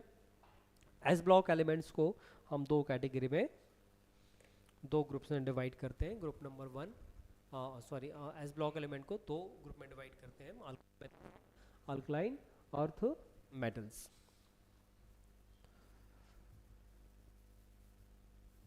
ये सभी जो मेटल्स हैं, जो अल्कली और अल्कलाइन अर्थ मेटल्स हैं, ये आयनिक कंपाउंड बनाते हैं। They are good conductor of heat and electricity, right, सभी एस ब्लॉक एलिमेंट्स। सेकेंड बात करें हम पी ब्लॉक एलिमेंट की। पी ब्लॉक एलिमेंट्स, ये एलिमेंट्स, ये पी ब्लॉक एलिमेंट है जो कि राइट साइड में रखे गए। पी ब्लॉक एलिमेंट में 3 कैटेगरी हमें देखने के लिए मिलती हैं, metals, non metals and metalloids. तो मेटल भी मिलते हैं, नॉन मेटल भी मिलते हैं और मेटलॉइड भी मिलते हैं, राइट। जनरली ये तीनों जो है एक दूसरे से सेपरेटेड हैं और एक डायगोनल बनाते हुए सेपरेट किए जाते हैं, है ना। जैसे हम यहाँ पर देखें तो सिलिकॉन ऐसे ये डायगोनल बनाते हुए सेपरेट किए जाते हैं। यहाँ पर जनरली मेटल्स होते हैं और ये नॉन मेटल्स, और बीच में रखे जाते हैं मेटलॉइड। तो ये पी ब्लॉक में तीनों तरह के एलिमेंट्स हमें देखने के लिए मिलते हैं, मेटल्स, नॉन मेटल्स और मेटलॉइड भी। इसलिए इनके जितने भी कंपाउंड्स होते हैं वो कोवैलेंट होते हैं नेचर में। पी ब्लॉक के जो कंपाउंड्स हैं वो कोवैलेंट है नेचर में, राइट। और सभी वेरिएबल ऑक्सीडेशन स्टेट शो करते हैं जो पी ब्लॉक के एलिमेंट्स हैं। इनके ऑक्सीडेशन स्टेट डिफरेंट डिफरेंट होते हैं। क्या कारण है कि ये डिफरेंट ऑक्सीडेशन स्टेट शो करते हैं? इनका जब हम इलेक्ट्रॉनिक कॉन्फ़िगरेशन लिखेंगे तो इलेक्ट्रॉनिक कॉन्फ़िगरेशन लिखते समय हम देखते हैं कि एलिमेंट्स में इलेक्ट्रॉन्स का ट्रांजिशन होता है और ग्राउंड स्टेट से एक्साइटेड स्टेट में जाते हैं, और बॉन्ड फॉर्म करने के लिए इनमें जो इलेक्ट्रॉन्स हैं वो ट्रांजिशन करके आयंस बनाते हैं, और इसलिए जो पी ब्लॉक एलिमेंट्स हैं ये हमें मोस्टली कोवैलेंट नेचर के मिलते हैं इनके कंपाउंड, और ऑक्सीडेशन स्टेट में ये डिफरेंस शो करते हैं। जैसे जैसे हम लेफ्ट टू राइट मूव करते हैं नॉन मेटालिक कैरेक्टर इंक्रीज होते जाता है। लेफ्ट टू राइट मूव करने पर हम देख रहे हैं कि यहाँ पर जनरली एस ब्लॉक में मेटल्स रखे गए हैं, डी ब्लॉक में भी मेटल्स हैं, लेकिन पी ब्लॉक में राइट हैंड साइड पर जब हम जाते हैं तो बेसिकली नॉन मेटल्स हमें मिलते हैं और मेटालिक कैरेक्टर इनका डिक्रीज होता है। नॉन मेटालिक कैरेक्टर बढ़ता है तो मेटालिक कैरेक्टर क्या होगा? डिक्रीज होगा, ऑब्वियसली, है ना। रिएक्टिविटी की बात करें तो डिक्रीज होती है लेफ्ट टू राइट जाने पर, राइट। क्योंकि लास्ट में देखिए नोबल गैसेस है, नोबल गैसेस कैसी होती है? इनर्ट गैसेस होती हैं। तो रिएक्टिविटी की भी बात करें तो लेफ्ट टू राइट जाने पर एलिमेंट्स की रिएक्टिविटी क्या हो रही है? कंटिन्यूसली डिक्रीज हो रही है एलिमेंट्स की reactivity, okay. D block element की बात करें जो कि बीच में रखे गए हैं, तो इनका जो कॉन्फ़िगरेशन है एक्चुअली इनमें जो इलेक्ट्रॉन्स फिल होते हैं वो वैलेंस शेल से पहले वाली शेल मतलब पेनल्टीमेट शेल के डी सब शेल में इलेक्ट्रॉन एंटर करते हैं। इसलिए इनका जो कॉन्फ़िगरेशन क्या लिखा जाता है? NH2N -1D1,2,10। जनरली डेफिनेशन दी जाती है डी ब्लॉक एलिमेंट की, ये ऐसे एलिमेंट्स जिनमें last electron D subshell में एंटर करते हैं उन्हें डी ब्लॉक एलिमेंट्स कहा जाता है ना। क्योंकि इन्हें ट्रांजिशन एलिमेंट भी कहा जाता है। पहले ट्रांजिशन एलिमेंट और डी ब्लॉक एलिमेंट की डेफिनेशन एक ही थी, लेकिन नाउ इट इज डेफिनेशन में थोड़ा सा चेंज किया गया है, क्या चेंज मिलता है डेफिनेशन में? कहा जाता है कि एलिमेंट्स जिनमें कि इलेक्ट्रॉनिक कॉन्फ़िगरेशन में डी सब शेल में डी ऑर्बिटल्स में 1 से लेकर के 9 तक इलेक्ट्रॉन होते हैं। दैट मीन्स यदि डी में 0 है या डी में 10 है तो ये दोनों ही कॉन्फ़िगरेशन ट्रांजिशन एलिमेंट नहीं माना जाएगा, वही कॉन्फ़िगरेशन ट्रांजिशन माना जाएगा जिसमें डी में 1 से लेकर 9 तक इलेक्ट्रॉन्स आते हैं, राइट। तो इसलिए ऐसे एलिमेंट्स जो कि लास्ट एलिमेंट है जिंक, कैडमियम और Hg, ये 3 एलिमेंट ऐसे हैं जिनमें कि D10 कॉन्फ़िगरेशन देखने के लिए मिलता है। तो डी ब्लॉक एलिमेंट तो ये है क्योंकि लास्ट इलेक्ट्रॉन डी में एंटर कर रहे हैं, लेकिन ये ट्रांजिशन एलिमेंट्स की कैटेगरी में नहीं रखे जाते, they are not considered as transition elements क्योंकि उनमें जो कॉन्फ़िगरेशन है वो D10 देखने के लिए हमें मिलता है, राइट। सो डी ब्लॉक एलिमेंट्स की हमने बात की।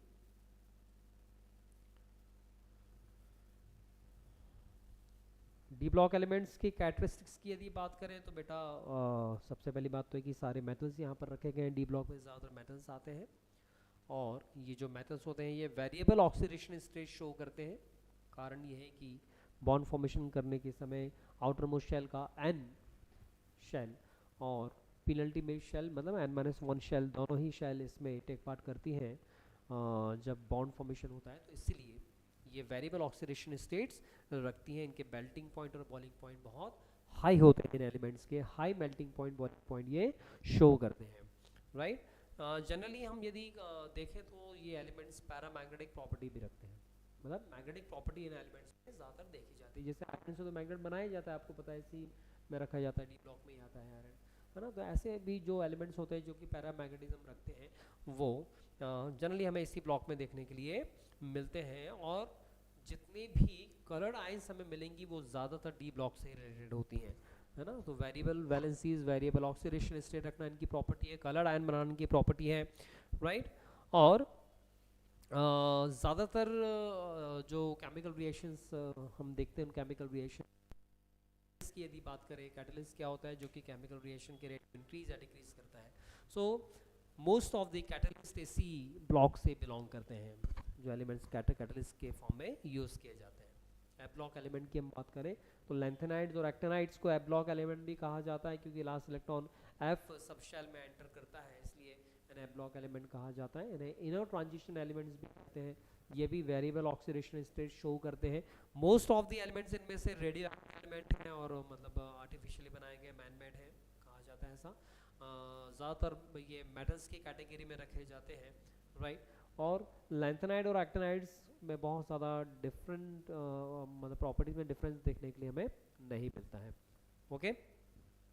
ओवरऑल यदि हम देखें पीरियोडिक टेबल की बात करें तो जितनी भी एलिमेंट्स हैं उनमें लगभग 78% एलिमेंट्स को मेटल की कैटेगरी में रखा जा सकता है।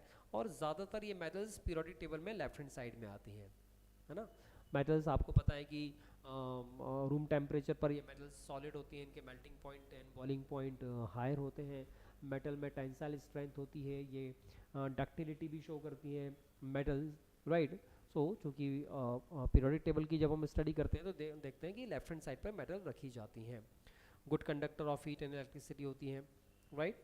हम नॉन मेटल्स की बात करें तो राइट हैंड साइड में सारी नॉन मेटल्स रखी गई हैं पीरियोडिक टेबल के, राइट। और ज़्यादातर गैसेस होती हैं ये लो टेम्परेचर पर, हालांकि कुछ नॉन मेटल्स हमें लिक्विड फॉर्म में भी मिलती हैं। ऐसी मेटल में भी हमें जैसे हम Hg की बात करें तो लिक्विड फॉर्म में हमें मिलती है मेटल, तो एक्सेप्शन तो हर जगह देखने के लिए मिलता है। नॉन मेटल की बात करें तो पुअर कंडक्टर होती है non metal heat and electricity की, बट ग्रेफाइट जो है वो कार्बन की जो ग्रेफाइट कार्बन 2 फॉर्म में हमें मिलता है, डायमंड एंड ग्रेफाइट। तो ग्रेफाइट जो है ये नॉन मेटल होने के बावजूद गुड कंडक्टर ऑफ इलेक्ट्रिसिटी की कैटेगरी में रखा गया है, एक्सेप्शन है।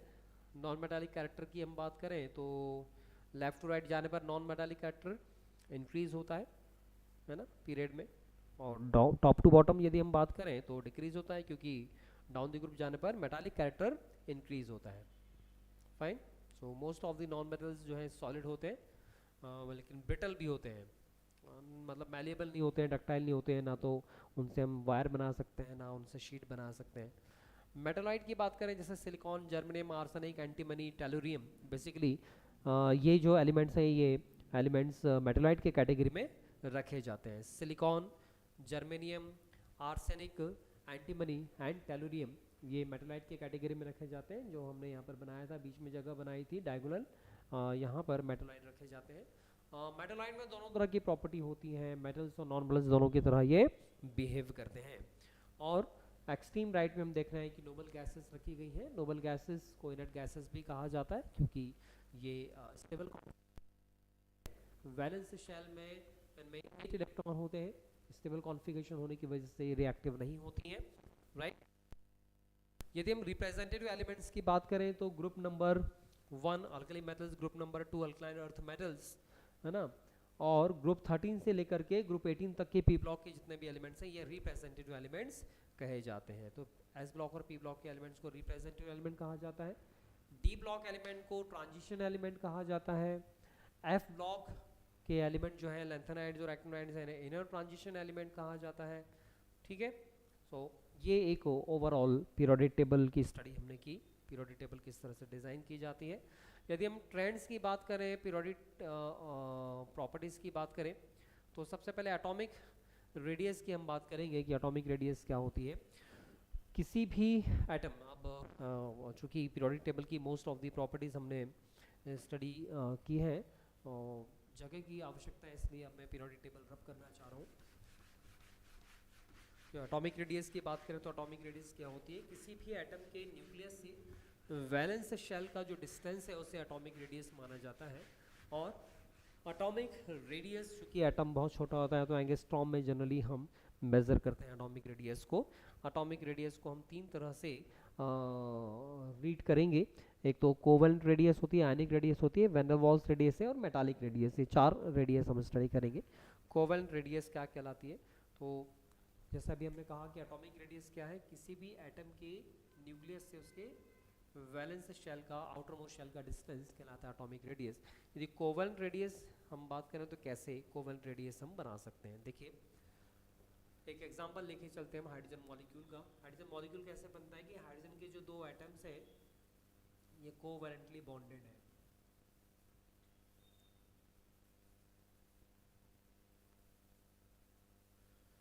ऐसा मानते हैं कि इनके जो ऑर्बिटल्स है ये ऑर्बिटल्स ओवरलैपिंग करते हैं, ठीक है। तो 2 एटम्स जो कि कोवेलेंटली बॉन्डेड है उनके इंटर न्यूक्लियर डिस्टेंस का जस्ट हाफ,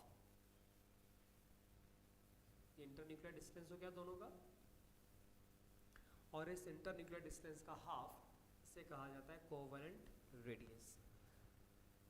तो obviously covalent radius atomic radius से छोटा होगा, इसे कहा जाता है कोवेलेंट रेडियस, राइट।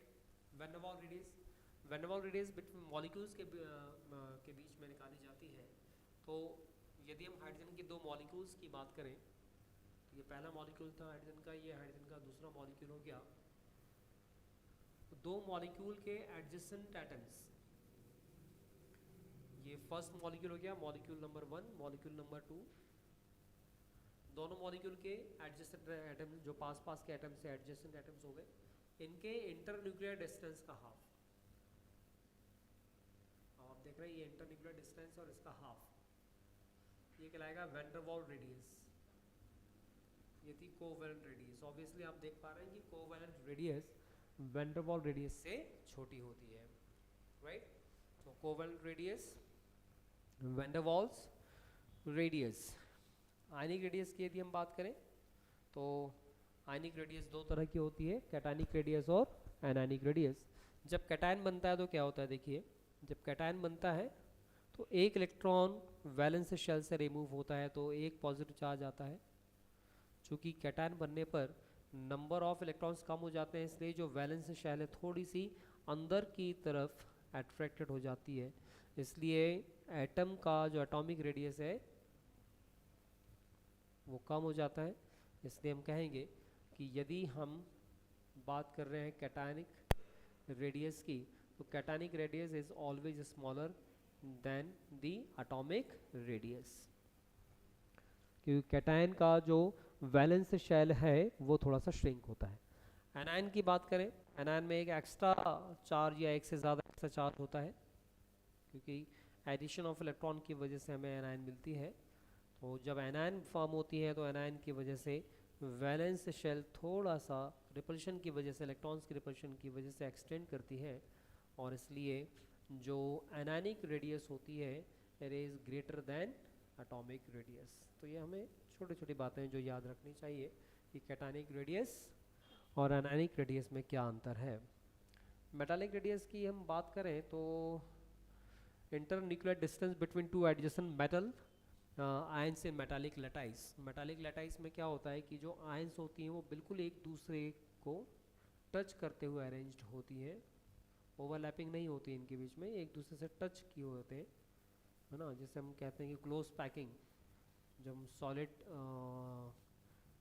स्टेट पढ़ेंगे उसमें हम देखेंगे कि किस तरह से एटम जो है वो एक दूसरे से क्लोज पैक हैं। यहाँ पर हम बात करेंगे कि ये जो रेडियस है इनके इंटरन्यूक्लियर डिस्टेंस का हाफ, जो लगभग इनकी एटॉमिक रेडियस के बराबर ही है। तो मेटल के क्रिस्टल लैटाइस में मेटल आयंस एक दूसरे के साथ में क्लोजली पैक होती हैं और उनके इंटरन्यूक्लियर डिस्टेंस का हाफ कहलाता है उसका मेटालिक रेडियस, है ना। हम यदि वेरिएशन की बात करें तो दो तरह से वेरिएशन हम समझ सकते हैं एटॉमिक रेडियस में। जब भी हम वेरिएशन कहेंगे तो हम वेरिएशन लेफ्ट टू राइट, मतलब variation in a group and variation in a period, इस तरह से स्टडी करेंगे। Okay, when we move from left to right in a period, what happens with the atomic radius? When we move from left to right in a period, the atomic radius decreases। इसका कारण पूछा जाता है कि क्यों decrease होती है, समझते हैं कारण। हम एलिमेंट्स लिखते हैं, जैसे हमने लिखा लेफ्ट टू राइट जाने पर हम पहला एलिमेंट ले लें, मान लीजिए lithium, beryllium, boron, carbon, nitrogen, oxygen, fluorine. Lithium का कॉन्फ़िगरेशन, क्योंकि लिथियम जो है सेकंड पीरियड का एलिमेंट है, 2s1 2s2, boron 2s2 2p1। देखिए एक इलेक्ट्रॉन इंक्रीज हो रहा है, फिर ये 2p2 2p3 2p4 2p5। क्या हो रहा है, देखिए जैसे जैसे हम लेफ्ट टू राइट जा रहे हैं इलेक्ट्रॉन सेकंड शेल में ही एंटर कर रहे हैं, सारे इलेक्ट्रॉन सेकंड शेल में एंटर हुए। सेम शेल में इलेक्ट्रॉन एंटर हो रहे हैं, मतलब सेम शेल में नेगेटिव चार्ज बढ़ रहा है। जितना नेगेटिव चार्ज बढ़ रहा है सेंटर में उतना पॉजिटिव चार्ज भी बढ़ रहा है, क्योंकि नंबर ऑफ प्रोटॉन भी इंक्रीज हो रहे हैं। तो लिथियम में नंबर ऑफ प्रोटॉन कितने थे, 3 या 4 5, ये प्रोटॉन्स है, पॉजिटिव चार्ज 6 7 8 एंड 9। सेंटर में पॉजिटिव चार्ज इंक्रीज हो रहा है और वैलेंस शेल में नेगेटिव चार्ज इंक्रीज हो रहा है, इसलिए क्या होगा, पॉजिटिव और नेगेटिव दोनों चार्जेस एक दूसरे को अट्रैक्ट करेंगे, जिसकी वजह से वैलेंस शेल अंदर की तरफ पुल होते जाएगी। और इसलिए जब हम लेफ्ट टू राइट जाते हैं तो हम देखते हैं कि एटॉमिक रेडियस ग्रेजुअली डिक्रीज होते जाती है when we move from left to right in a period. Okay, हालांकि बहुत ज़्यादा श्रिंक नहीं हो पाएगी, क्योंकि न्यूक्लियस और ऑर्बिट्स इन दोनों में आपस में अट्रैक्शन एक लिमिट तक ही होता है, उस लिमिट से ज़्यादा एटॉमिक रेडियस छोटी नहीं हो सकती है। हम बात करेंगे एटॉमिक रेडियस मूवमेंट की। जब हम डाउन द ग्रुप मूवमेंट करते हैं तो क्या होगा, when we move from top to bottom what happens with atomic radius, the atomic radius increases. एक एग्जांपल लेके चलते हैं, lithium, sodium, potassium, rubidium, caesium, francium की। आप देख रहे हैं कि लिथियम थर्ड सेकंड पीरियड का एलिमेंट है, सोडियम थर्ड पीरियड का है, fourth period, fifth period, six period, seventh period.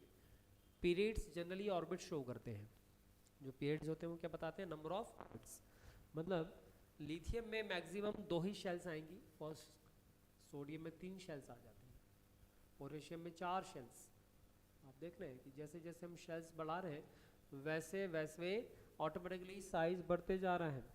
तो नंबर ऑफ इलेक्ट्रॉन्स तो इंक्रीज हो रहे हैं, नंबर ऑफ प्रोटॉन्स भी इंक्रीज हो रहे हैं, लेकिन उनके साथ साथ नंबर ऑफ शेल्स भी इंक्रीज हो रही है। जब हम डाउन द ग्रुप जाते हैं एलिमेंट्स में तो वो ये देखा जाता है कि शेल के इंक्रीज होने से जो साइज इंक्रीज होता है वो ज़्यादा डोमिनेटिंग होता है than that of the increase in the positive और नेगेटिव चार्जेस, जिसकी वजह से न्यूक्लियस और जो वैलेंस शेल है वो एक दूसरे को अट्रैक्ट करेगी, राइट। तो अट्रैक्शन तो होता है, ज़रूर होता है, लेकिन साइज फिर भी इंक्रीज हो रहा है क्योंकि increase in number of shells ये ज़्यादा डोमिनेटिंग है। दैट्स वाई देखने के लिए मिलता है कि atomic radius top to bottom जाने पर इंक्रीज होती है जनरली। हाँ, आयनिक रेडियस और कैटानिक रेडियस की यदि हम बात करें तो हम कंपेयर अभी कर भी चुके हैं कि आयनिक और कैटानिक एंड आयनिक रेडियस की बात करें सो कैटानिक रेडियस हमेशा एटॉमिक रेडियस से छोटी होती है और ionic radius always is greater than the atomic radius. ऐसे बहुत सारे आइसो इलेक्ट्रॉनिक स्पीसीज हमें देखने के लिए मिलती हैं जिनके रेडियस में डिफरेंस देखने के लिए मिलता है। हालांकि नंबर ऑफ इलेक्ट्रॉन सेम है पर फिर भी उनमें रेडियस डिफरेंस है। कारण क्या होता है? चार्जेस का कारण होता है। यदि पॉजिटिव चार्ज आएगा तो रेडियस श्रिंक होगी, नेगेटिव चार्ज आएगा तो रेडियस इंक्रीज होगी, राइट। सो बच्चों आज का सेशन हम यहीं पर एंड करने जा रहे हैं और कल भी हम इस चैप्टर को कंटिन्यू रखेंगे, क्लासिफिकेशन ऑफ एलिमेंट्स को। और भी जो बचे हुए टॉपिक्स हैं इस चैप्टर के, जैसे ionisation enthalpy, electron gain enthalpy है, इलेक्ट्रोनेगेटिविटी, इलेक्ट्रो पॉजिटिविटी, जो पीरियोडिक ट्रेन हमें पढ़नी है वो हम कल कवर करेंगे। ओके, सो ऑल द बेस्ट बच्चों। चैप्टर आप रीड कीजिए, इससे रिलेटेड जो भी क्वेश्चन है उन्हें सॉल्व कीजिए और यदि कोई डाउट आता है तो डेफिनेटली डाउट सेशन वाली क्लास जब होगी तो हम उसमें डिस्कस करेंगे। Okay, thank you very much बच्चों।